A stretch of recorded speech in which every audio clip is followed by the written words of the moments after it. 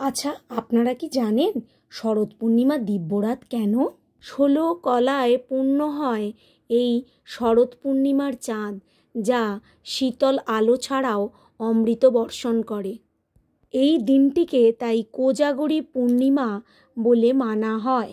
কোজাগরী কথার অর্থ জাগছে। কে জাগছে?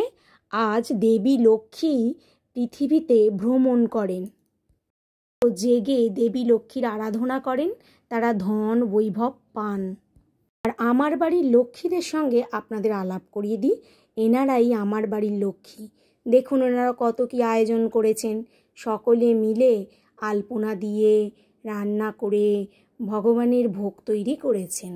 শাস্ত্রে বলা হয়েছে আজকের রাত্রি জেগে মা লক্ষ্মীর মন্ত্র জপ করে ক্ষীর নিবেদন করলে শুভ মনস্কামনা পূরণ হয়। শাস্ত্রে বলা হয়েছে আজকের রাত্রি জেগে মা লক্ষ্মীর মন্ত্র জপ করেন আর খোলা আকাশের নিচে যদি ক্ষীর রেখে দেন, সেই ক্ষীর অমৃত হয়ে যায়। আয়ুর্বেদে একে রোগনাশক হিসাবে ব্যবহার করা হয়েছে।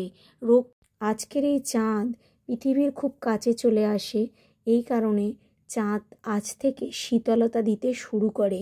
চাঁদের নিচে বসলে আজ মন পবিত্র হয়ে যায়।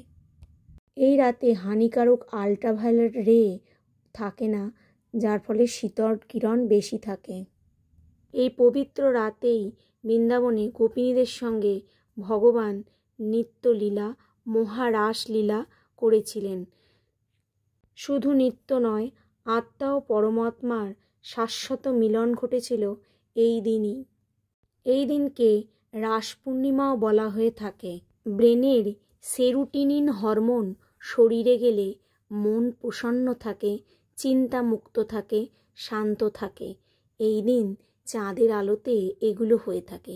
এই দিনটিকে প্রাকৃতিক সুরক্ষার দিন হিসাবেও ধরা হয়, কারণ এই দিন থেকে সারা বছরের পুরো সুরক্ষা হয় এবং ঠান্ডা পড়তে শুরু করে। অতএব এটা রাত্রি অমৃত দিন। এখানে ধর্ম আছে, ভক্তি আছে, বিজ্ঞান আছে, এই সমস্ত কিছুই আছে এই রাতে। শরৎ পূর্ণিমার রাতে আমরা তো জাগছি, আপনারা কি জাগছেন? ক্ষীর রেখে আপনারা কে কে পান করছেন সেটা জানাতে কিন্তু আমাদের ভুলবেন না।